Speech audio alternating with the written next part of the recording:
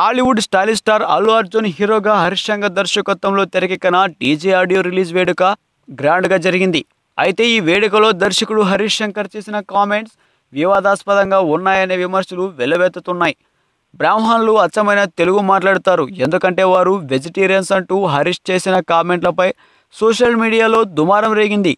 అంటే non veg తినేవారంతా Telugu సరిగా మాట్లాడడం రాని దద్దమ్మల అంటూ ఆయన వ్యాఖ్యలను తప్పుపడుతున్నారు. డీజే ఆడియో వేదికలో హరీష్ శంకర్ అల్లు అర్జున్ గురించి మాట్లాడుతూ బన్నీ సినిమాలో బ్రాహ్మణ్ బాయ్ క్యారెక్టర్ చేస్తున్నారు.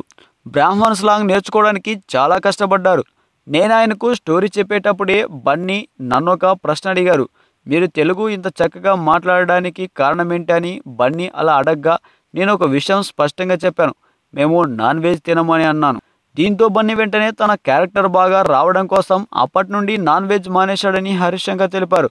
అయితే ఇలా మాట్లాడడం ద్వారా నాన్ వెజ్ తినేవారంతా తెలుగు సరిగా మాట్లాడడం రాని దద్దమ్మలని హరీష్ శంకర్ చెప్పకనే చెప్పారని, ఒక దర్శకుడు ఇలాంటి కామెంట్ చేయడం తగదని సోషల్ మీడియాలో విమర్శలు వెల్లువెత్తుతున్నాయి. ఈ వీడియో మీకు నచ్చినట్లయితే సబ్స్క్రైబ్ చేయండి. ఫిలిమి స్టార్స్ బోలెడంత న్యూస్ బోల్డ్గా.